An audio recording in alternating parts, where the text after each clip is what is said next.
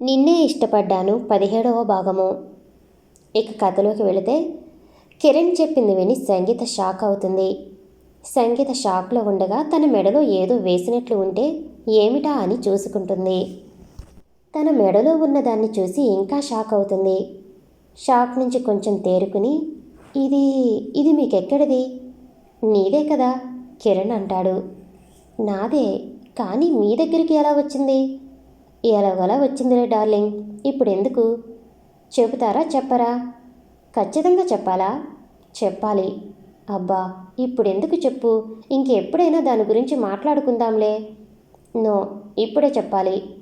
నేను చెప్పను. అయితే నేను మీతో మాట్లాడను అని అలిగి అటు తిరిగి కూర్చుంటుంది.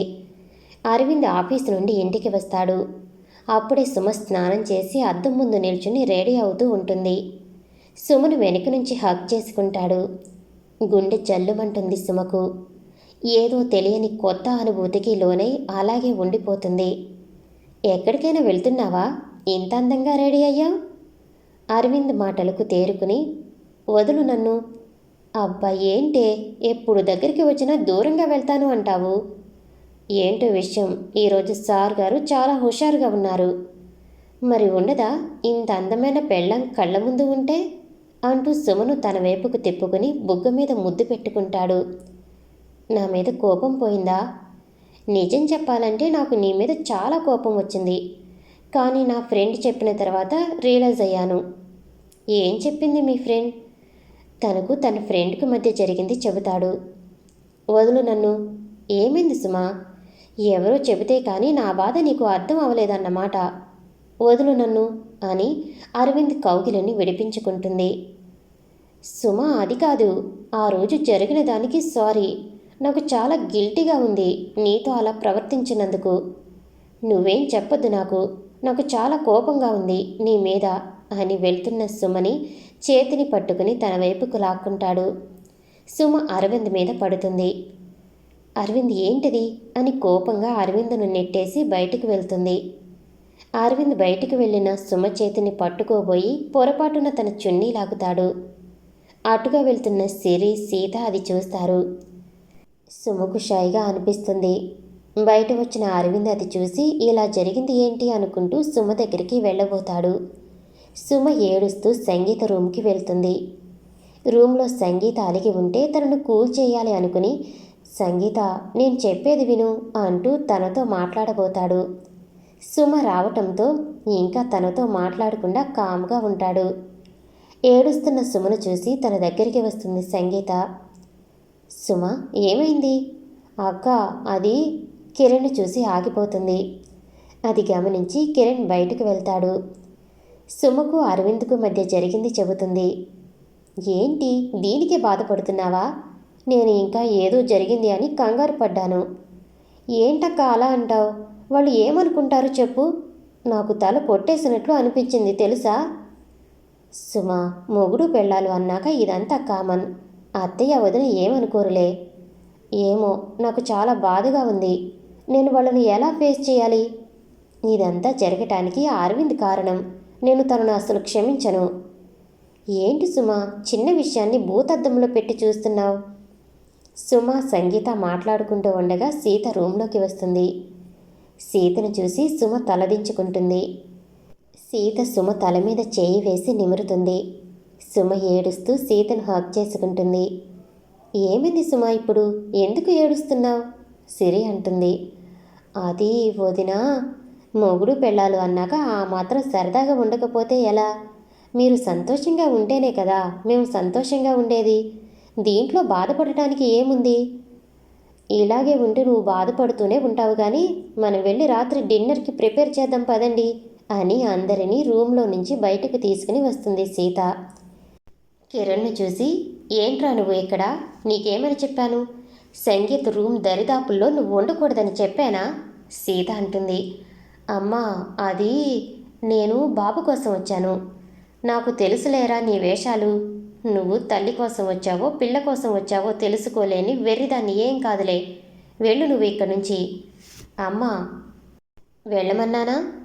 చూడమ్మా, వాడు ఏమైనా పిచ్చి పిచ్చి వేషాలు వేస్తే నాకు చెప్పు, సీత అంటుంది.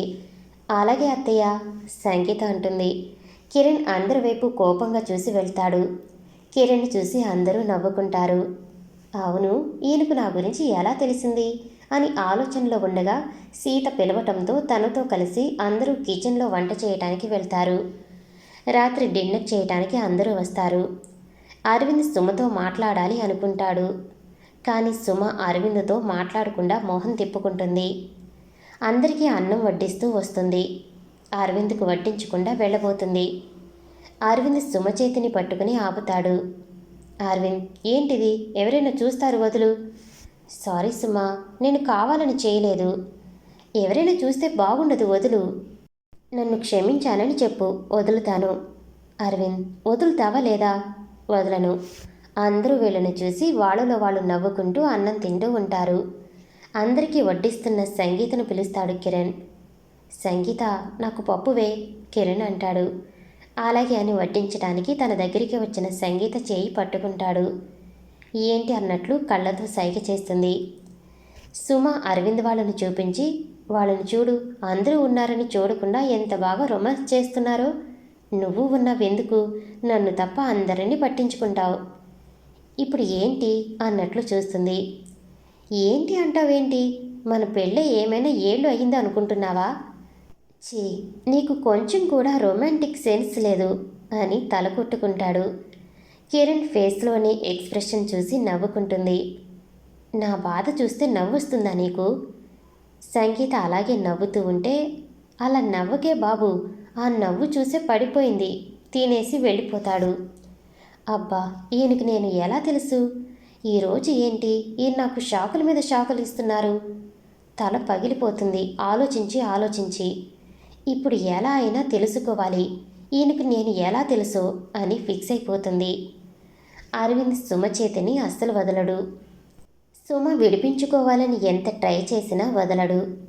ఇంకా ఇలా కాదు అనుకుని అరవింద్ చేతిపై గిచ్చుతుంది. దాంతో అరవింద్ తన చేతిని వదిలేస్తాడు. అబ్బా రాక్షసి, ఎంత గట్టిగా గిచ్చావే!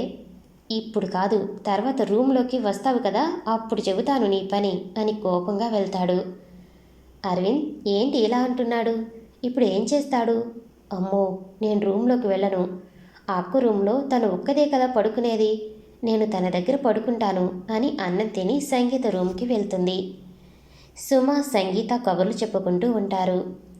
అరవింద్, సుమ ఏంటి ఇంకా రూమ్లోకి రాలేదు అని బయటికి వచ్చి చూస్తే తను బయట కనిపించదు. సంగీత దగ్గర ఉందేమోనని తన రూమ్ దగ్గరికి వెళ్తాడు.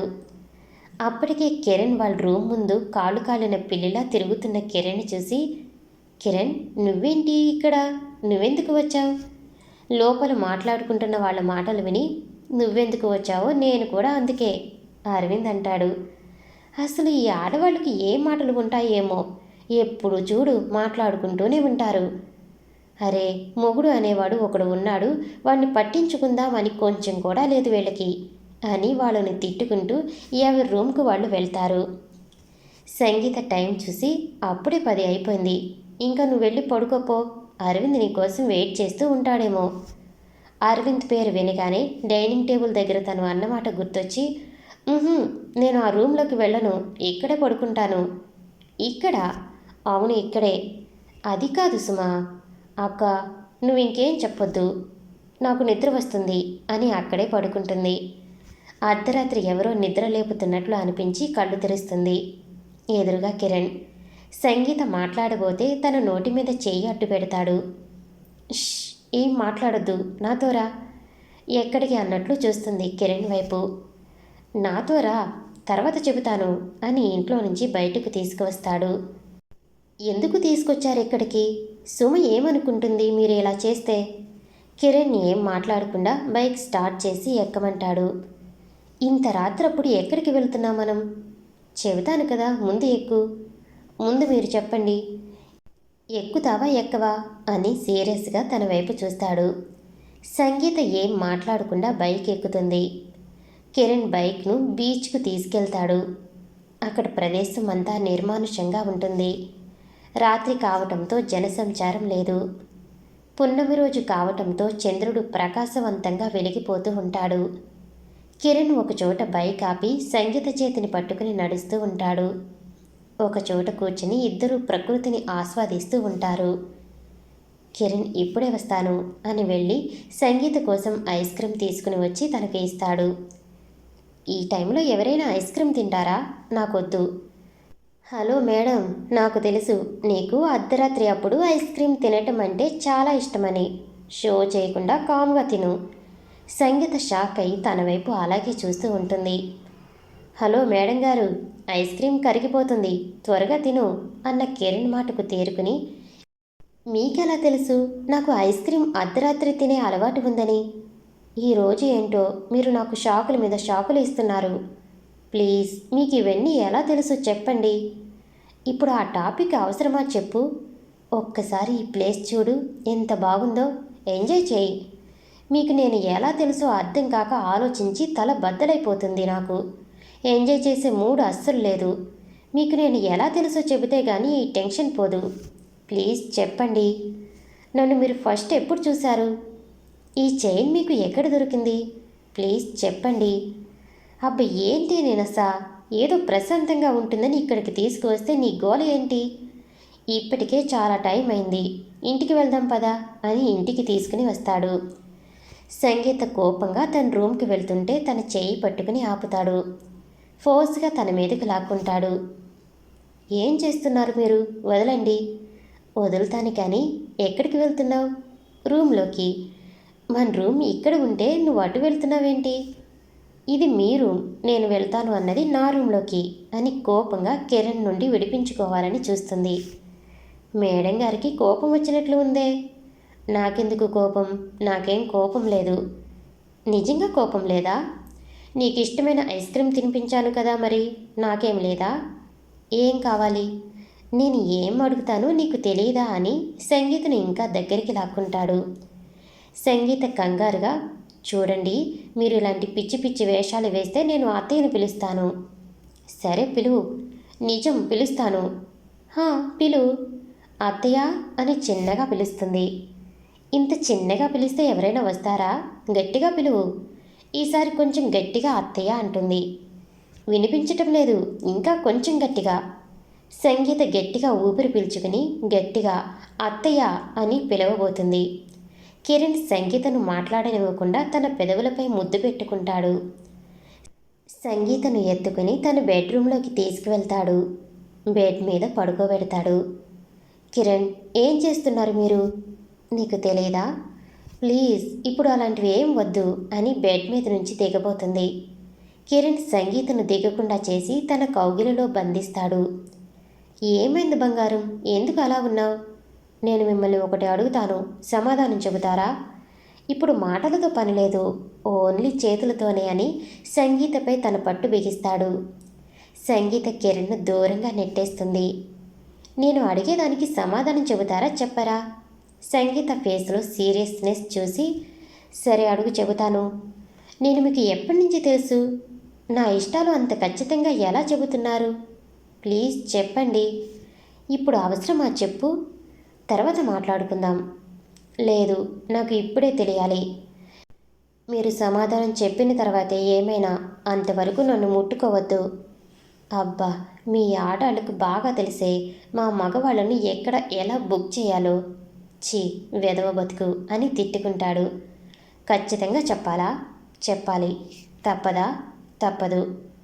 తనకు సంగీత ఎలా పరిచయమో చెప్పటం స్టార్ట్ చేస్తాడు. నేను నా చదువు అయిపోయి ఏదైనా కంపెనీ స్టార్ట్ చేద్దాం అనుకుంటున్న సమయంలో మా అంకుల్ ఆయన కంపెనీలో జాబ్ చేయమని ఆఫర్ చేశారు. కొన్నాళ్ళు అక్కడ వర్క్ చేస్తే నాకు కూడా ఎక్స్పీరియన్స్ వస్తుందని దానికి ఒప్పుకున్నాను. ఆయన కంపెనీ తరపున ఫ్యాషన్ షో ఆర్గనైజ్ చేస్తున్నానని నేను రాను అన్నా వినకుండా నన్ను బలవంతంగా ముంబై తీసుకుని వచ్చారు. ఎందుకు అంకుల్, నాకు ఇష్టం లేదని చెబుతున్నా వినకుండా నన్ను ఇక్కడికి తీసుకొచ్చారు? కిరణ్, నీ వయసు వాళ్ళు ప్రేమ అని అమ్మాయిల చుట్టూ తిరుగుతూ లైఫ్ను ఎంజాయ్ చేస్తుంటే నువ్వు మాత్రం ఎప్పుడు వర్క్ వర్క్ అని ఆ ఆఫీసులో ఉంటున్నావు. సరే, అక్కడైనా ఎవరైనా అమ్మాయిలను చూస్తావు అంటే అది కూడా చూడవు. ఎవరైనా ధైర్యం చేసి నీతో మాట్లాడాలని చూస్తే వాళ్ళపై అరిచేస్తావు. అందుకే నిన్ను ఇక్కడికి తీసుకుని వచ్చింది. ఇక్కడ చూడు, అమ్మాయిలు ఎంత బాగున్నారో. మనం తిరిగి వెళ్ళేలోగా నువ్వు ఎవరినైనా ఒక అమ్మాయిని ప్రేమించి నా ముందుకు తీసుకుని వస్తే నేను మిమ్మల్ని ఆశీర్వదిస్తాను. అంకుల్, మీరు కలలు కనకండి, అది ఈ జన్మకు జరగదు. ఏమో, జరగచ్చు. నీ సోల్మేట్ నీకు ఇక్కడే కనిపించొచ్చు. ఎక్కడ ఎవరికి ఎలా రాసి పెట్టాడో ఆ దేవుడు. కిరణ్ నవ్వి ఊరుకుంటాడు. వీళ్ళు ఇలా మాట్లాడుకుంటూ కారులో వెళ్తూ ఉండగా కిరణ్ కారుకి ఒక అమ్మాయి అడ్డు వస్తుంది. సడన్ బ్రేక్ వేస్తాడు డ్రైవర్. డ్రైవర్ ఎందుకు బ్రేక్ వేశాడో అని అంతవరకు మాట్లాడుకుంటూ ఉన్నవాళ్ళు ముందుకు చూస్తారు. ఒక అమ్మాయి ముఖానికి చేతులు అడ్డు పెట్టుకుని గట్టిగా కళ్ళు మూసుకుని భయంతో అలాగే నిలబడి ఉంటుంది. డ్రైవర్ కార్ దిగి తన దగ్గరికి వెళ్తాడు. ఏం కాలేదు కదమ్మా, బాగానే ఉన్నావా? ఆ అమ్మాయి ముఖం మీద నుంచి చేతులు తీస్తుంది. కిరణ్ తనను చూసి అలాగే చూస్తూ ఉండిపోతాడు. తను ఇంకా భయపడుతూనే ఉంటుంది. కింద పడిన తన హ్యాండ్ బ్యాగ్ను లగేజీని తీసుకుని డ్రైవర్కి సారీ చెప్పి ఎదురుగా ఉన్న రెస్టారెంట్కి వెళ్తుంది. కిరణ్ తను వెళ్ళిన వైపే చూస్తూ ఉంటాడు.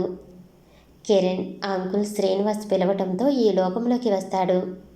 డ్రైవరు వచ్చి కారు ఇందాక ఆ అమ్మాయి వెళ్ళిన రెస్టారెంట్కి కార్ని తీసుకుని వెళ్తాడు. ఇక్కడికి ఎందుకు తీసుకుని వచ్చావు? కిరణ్ అంటాడు. ఒకసారి టైం చూడరా, లంచ్ చేయవా? శ్రీనివాస్ అంటాడు. అప్పుడు టైం చూస్తాడు. లంచ్ టైం దాటిపోయి ఉంటుంది. ఓ టైం చాలా అయ్యిందే, నేను చూడలేదు. పదండి అంకుల్, ఏమైనా తిందురు అని హోటల్లోకి నడుస్తారు. ఇందాక కార్ కింద పడిన అమ్మాయి అక్కడే ఒక టేబుల్ దగ్గర ఉంటుంది. కిరణ్ వాళ్ళు ఆ అమ్మాయికి కొంచెం దూరంలో ఇంకొక టేబుల్లో కూర్చుని ఎవరికి నచ్చింది వాళ్ళు ఆర్డర్ చేస్తారు. ఆ అమ్మాయి ఎవరి కోసమో వెయిట్ చేస్తున్నట్లు కూర్చుని ఉంటుంది. కిరణ్ తననే చూస్తూ ఉంటాడు. అది చూసి శ్రీనివాస్, ఏం కిరణ్, ఆ అమ్మాయి నచ్చిందా? నచ్చితే వెళ్ళి ప్రపోజ్ చేసేయి, తర్వాత సంగతి నేను చూసుకుంటాను. ఏంది మీరు చూసుకునేది? లాగిపెట్టి కొట్టిందో అనుకో, పరువు పోతుంది. అంటే నీకు ఆ అమ్మాయి నచ్చిందా? ఏంటంకుల్ మీరు అని పక్కకు ముఖం తిప్పుకుంటాడు. ఏంటి సిగ్గుపడుతున్నావా నువ్వు? ఆశ్చర్యంగా చూసి నవ్వుతాడు శ్రీనివాస్. కిరణ్ కోపంగా ఆయనను చూస్తాడు. దాంతో ఆయన సైలెంట్ అయిపోతాడు. ఆ అమ్మాయి ముందుకు ఒక అబ్బాయి వచ్చి ఐ లవ్ యూ అని ప్రపోజ్ చేస్తాడు. ఆ అమ్మాయి నవ్వి అతని చేతుల్లోని ఫ్లవర్ తీసుకుంటుంది. నిజంగా మీరు నా లవ్ని యాక్సెప్ట్ చేశారా? ఆ అమ్మాయి నవ్వుతుంది. ఇక్కడ కూర్చోవచ్చా అని తన పక్కన ఉన్న చైర్లో కూర్చుంటాడు. అది చూసి నీకు నచ్చక ఒక అమ్మాయి నచ్చింది, కానీ తనకు ఇంకో అబ్బాయి నచ్చాడు అని నిట్టూరుస్తాడు శ్రీనివాస్. మీ పేరు ఏంటి? ఆ అమ్మాయి అంటుంది. వాట్, పేరు కూడా తెలియకుండా లవ్ను యాక్సెప్ట్ చేసిందా? కిరణ్ అంటాడు. ఈ కాలంలో అమ్మాయిలు చాలా ఫాస్ట్ అయిపోయారు. కిరణ్ అంటాడు. కాదు, నువ్వు స్లోగా ఉన్నావు, శ్రీనివాస్ అంటాడు. వీళ్ళు అలా మాట్లాడుకుంటూ ఉండగా ఏదో పగిలిన శబ్దం వినిపించి అటువైపు చూస్తారు ఇద్దరు. ఆ అమ్మాయి ఆ అబ్బాయి చెంపపై కొడుతుంది. అతని కాలర్ పట్టుకుని, ఏరా ఎలా కనిపిస్తున్నాను నీకు?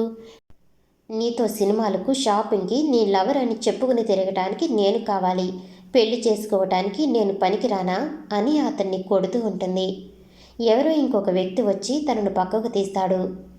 నన్నే కొడతావా? నీ పని తర్వాత చెబుతాను, ఆ అబ్బాయి అంటాడు. నువ్వేంట్రా తర్వాత చెప్పేది? నేను ఇప్పుడే నీ పని చెబుతాను అని టేబుల్ మీద ఉన్న చాక్ తీసుకుని నేనిప్పుడే చంపేస్తాను అని అతని మీదకి వెళ్తుంది. ఆ అబ్బాయి భయపడి పారిపోతాడు. ఆ అమ్మాయిని పట్టుకున్న అబ్బాయి స్టాప్ ఇట్ సంగీత, ఏంటిది అని గట్టిగా అరిచేసరికి కామయ్యి చైర్లో కూర్చుంటుంది. అది చూసి కిరణ్ శ్రీనివాస్ నోరెళ్ళబెట్టి తననే చూస్తూ ఉంటారు. ఈ అమ్మాయి ఫేస్ చూసి సైలెంట్ అనుకున్నా, కానీ ఇంత వైలెంట్ అనుకోలేదు. ఇంకా నయం నువ్వు వెళ్ళలేదు అని పక్కనే ఉన్న గ్లాసులో వాటర్ తాగుతాడు శ్రీనివాస్. సంగీతతో ఉన్న అబ్బాయి తన చేతికి వాటర్ ఇస్తాడు. అది తీసుకుని సంగీత తాగుతుంది. ఏంటి ఇది, ఒక్కచోట కుదురుగా ఉండలేవా? ఎందుకు వచ్చావు? అదేంటి బావా అలా అంటావు? నిన్ను చూడాలనిపించింది వచ్చాను. ఈ కహానీలు ఇంట్లో చెబితే నమ్ముతారేమో కానీ నేను కాదు. ఇప్పుడు చెప్పు నిజం. నువ్వు సూపర్ బావా, ఇట్టే కనుక్కుంటావు. నేను ఇప్పుడు ఎందుకు వచ్చాను అంటే నాకు ఫ్యాషన్ షోలో పాల్గొనటానికి ఛాన్స్ వచ్చింది, అందుకే అందులో పార్టిసిపేట్ చేయటానికి వచ్చాను. ఏంటి, ఈ మధ్య కూతురుకు కూడా ఫ్యాషన్ షో కండక్ట్ చేస్తున్నారా? బావా, ఏంటి నా మీద అరుస్తున్నావు? ఈ విషయం ఇంట్లో తెలుసా? చెప్పే వచ్చావా? సంగీత ఫేస్లో మారిన ఎక్స్ప్రెషన్ చూసి ఉండు ఇప్పుడు మావయ్యకి చెబుతాను అని ఫోన్ చేతిలోకి తీసుకుంటాడు. వద్దు బావా ప్లీజ్ చెప్పొద్దు, నాన్నకు తెలిస్తే అస్సలు ఒప్పుకోరు, ప్లీజ్ చెప్పొద్దు అని రిక్వెస్ట్ చేస్తుంది. అబ్బా ఏం దొరికావే, ఉండు ఇప్పుడే ఈ విషయం మావయ్యకి చెప్పి నిన్ను బుక్ చేస్తాను, నాకు వచ్చిన ఛాన్స్ నేను ఎందుకు వదులుతాను అని ఫోన్ తీసుకుని రామారావుకి కాల్ చేయబోతాడు. చేయి, నువ్వు మా నాన్నకు చెప్పావు అనుకో, నేను అత్తయ్యకు కాల్ చేసి అత్తయ్య అత్తయ్య నాకు బావంటే చాలా ఇష్టం, మా ఇద్దరికి పెళ్లి చేయండి అని అడుగుతాను, అప్పుడు ఉంటుంది నీకు నా చేతిలో. అమ్మ దొంగ మొహమా, ఎక్కడికి వేశావే ప్లాన్, నిన్ను 2 రోజులు భరించడమే కష్టం, జీవితాంతం అంటే నా వల్ల కాదు తల్లి, నీ ఇష్టం వచ్చినట్లు చేయి, నేను ఎవరికీ చెప్పను, అలారా దారికి అని నవ్వుతుంది. వెయిటర్ని పిలిచి ఆర్డర్ ఇస్తుంది. ఏంటి ఇందాక వాడితో గొడవ, రాహుల్ అడుగుతాడు.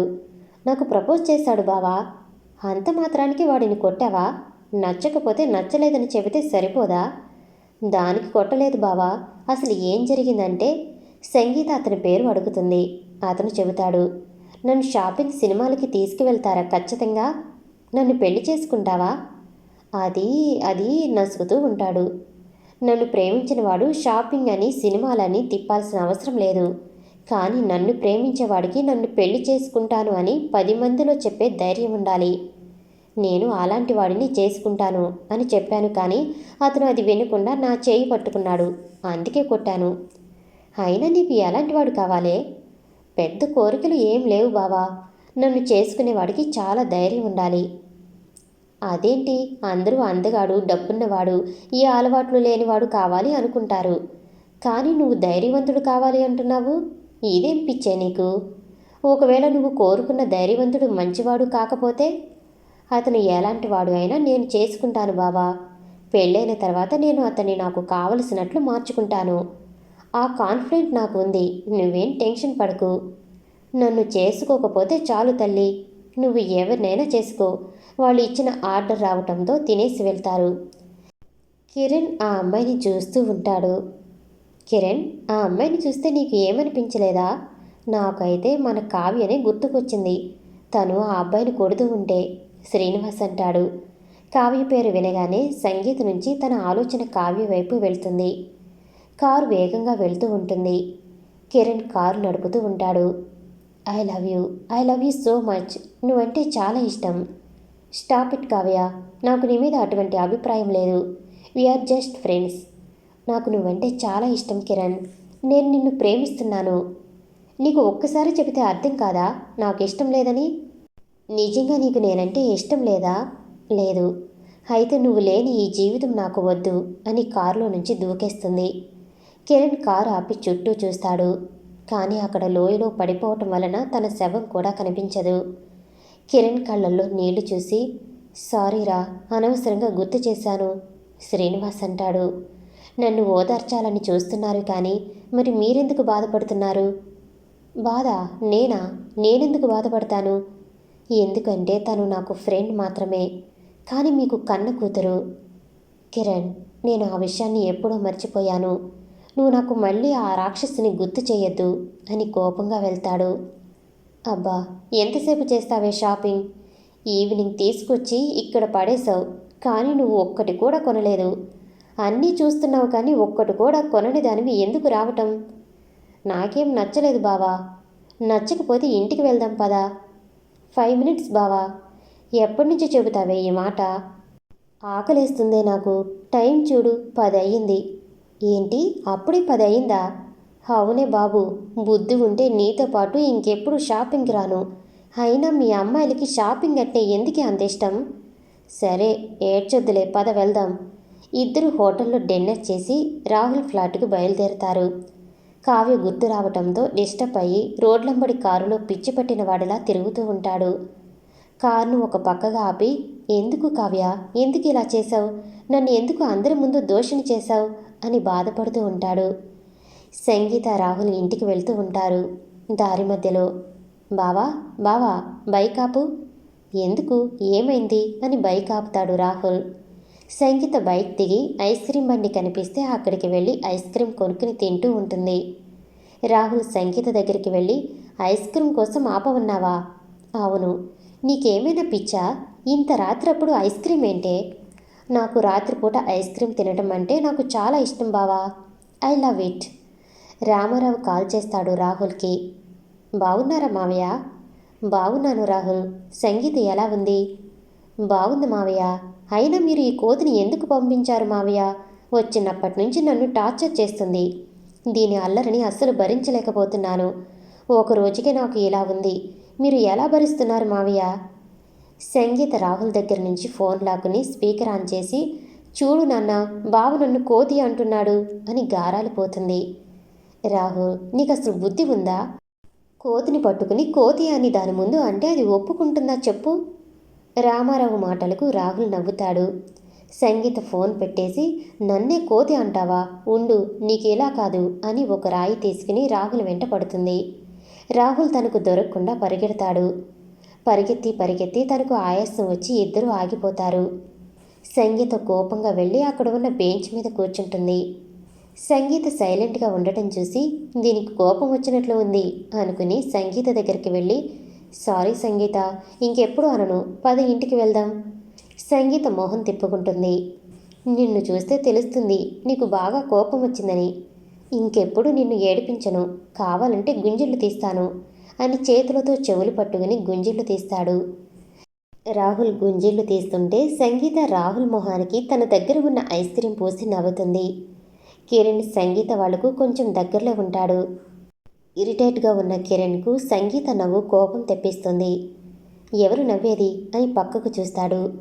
రాహుల్ని ఆట పట్టిస్తూ నవ్వుతున్న సంగీతను చూసి తనకు తెలియకుండానే కిరణ్ పెదవులపై చిరునవ్వు వస్తుంది. చాలు చాలు నవ్వింది, పద మనం ఇంటికి వెళ్దాం. అప్పుడేనా? ఈ ప్లేస్ చూడు ఎంత బాగుందో. ఇంకా కొంచెం సేపు ఉందాం బావా.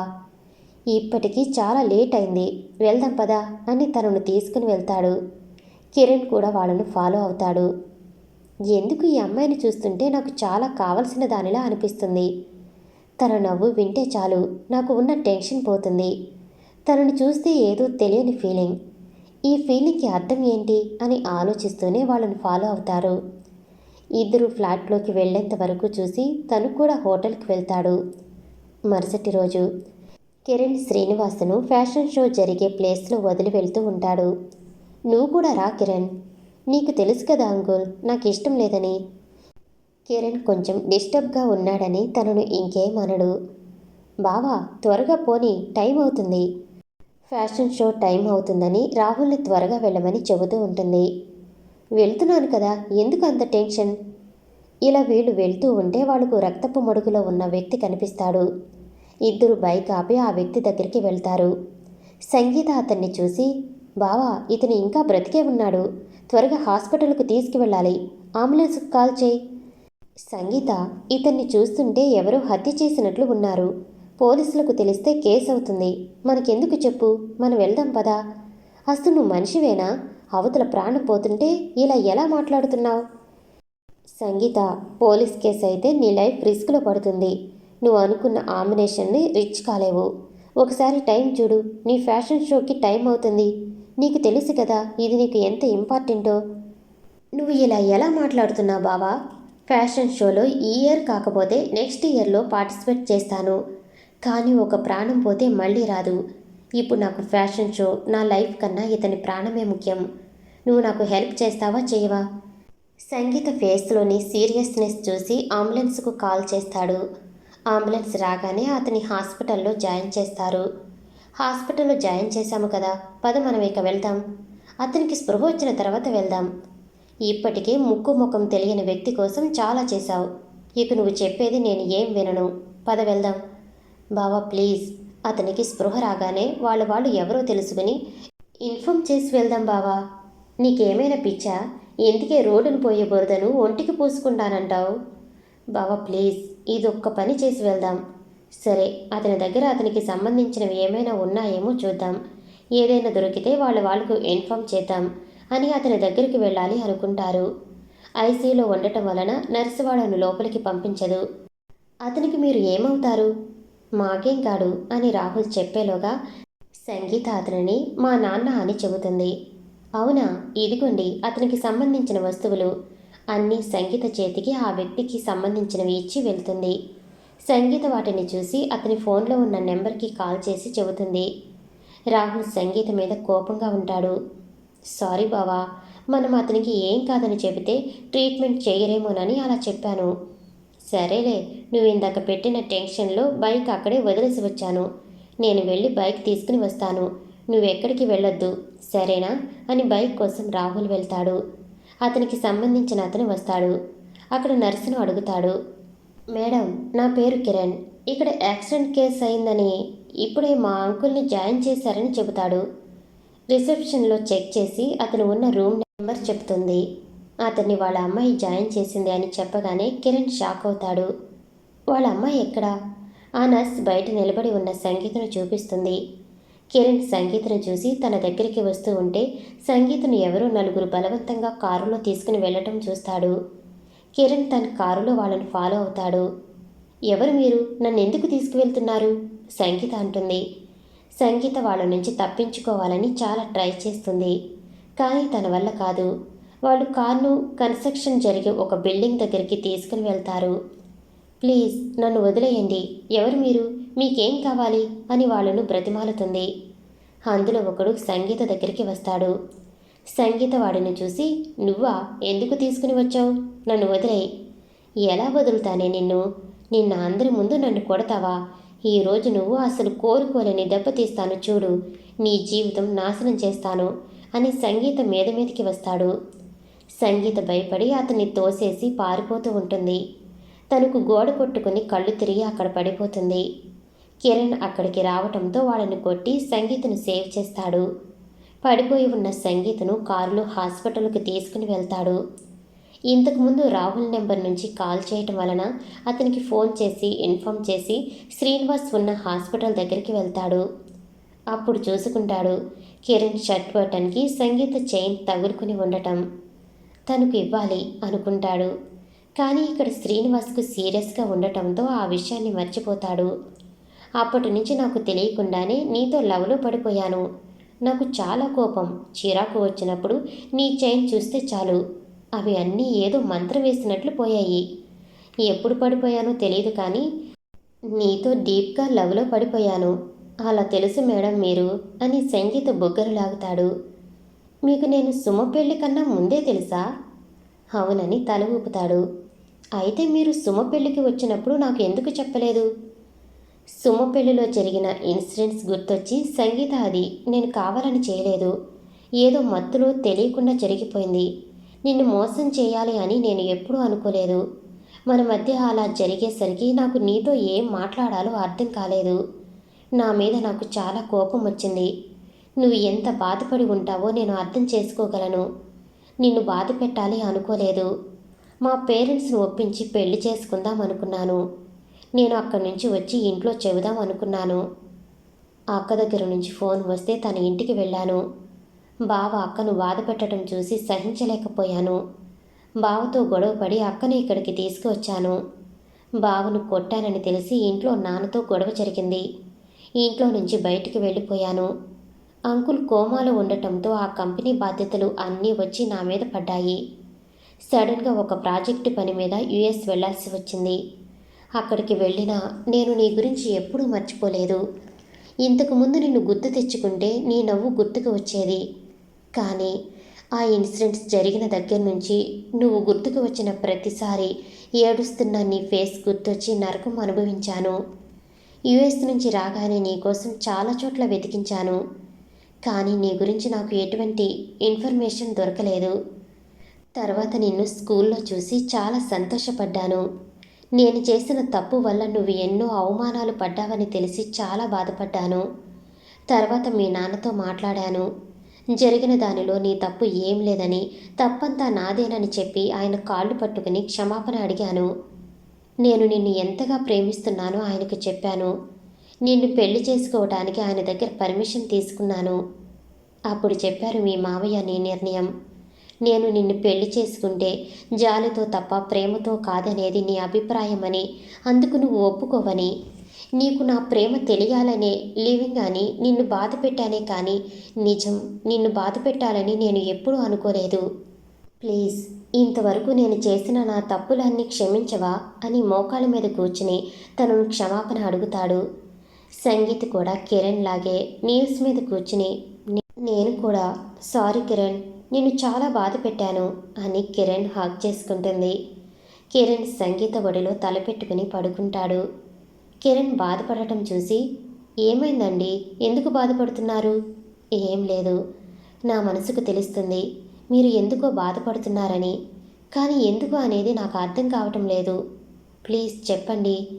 నేను చాలా తప్పు చేశాను. నా వల్లే కావ్య చనిపోయింది. మా ఫ్యామిలీ వల్ల మా అంకుల్ చాలా పోగొట్టుకున్నారు. ఇదంతా నా వల్లే అని ఏడుస్తున్న కిరణ్ను ఎలా ఓదార్చాలో అర్థం కాదు సంగీతకు. ఉదయాన్నే జాగింగ్కి వెళ్ళి వస్తాడు అరవింద్. సంగీత అందరికీ కాఫీ చేసి ఇస్తూ ఉంటుంది. అరవింద్ని చూసి జ్యూస్ తీసుకెళ్ళి తనకు ఇస్తుంది. వదిన, మీరు ఇస్తున్నారేంటి? సుమ ఏది? తను ఇంకా లేవలేదు, నిద్రపోతుంది. అవునా, సరేలే అని తన రూమ్లోకి వెళ్ళబోతూ ఒక్కసారి సుమను చూడాలి అనిపించి సంగీత రూమ్కి వెళ్తాడు. సుమకు అప్పుడే మెలకువ వస్తుంది. అరవింద్ రూమ్లోకి రావటం చూసి నిద్రపోతున్నట్లు నటిస్తూ ఉంటుంది. అరవింద్ తన దగ్గరికి వెళ్ళి నిద్రపోతున్న సుమను చూస్తూ ఉంటాడు. ఇన్ని రోజుల నుండి చూస్తున్నావు, నా ప్రేమ అర్థం కావటం లేదా? నా కళ్ళల్లోకి చూస్తే తెలియటం లేదా నిన్ను ఎంతగా ప్రేమిస్తున్నానో? నిన్ను ఎందుకు ఇంతలా ప్రేమిస్తున్నానో కూడా అర్థం కావటం లేదే. నా ప్రేమను నీకు ఎలా చూపించాలో తెలియటం లేదు. నువ్వు నాకు దూరంగా ఉంటే అసలు ఊపిరి ఆడటం లేదే. ఎందుకు నన్ను తప్పించుకుని తిరుగుతున్నావు? నన్ను చూసి ఎందుకు భయపడుతున్నావు? నువ్వు నా ప్రాణానివే, అది నీకు ఎప్పుడు అర్థమవుతుందో ఏమో అని సుమ నుదుటి మీద ముద్దు పెట్టి బాధగా అక్కడి నుంచి వెళ్తాడు. అరవింద్ వెళ్ళిన తర్వాత సుమ కళ్ళు తెరిచి, నాకు తెలుసు అరవింద్, నీకు నేనంటే చాలా ఇష్టం అని. నాకు కూడా నువ్వంటే చాలా ఇష్టం. ఐ లవ్ యూ అని మనసులో అనుకుంటుంది.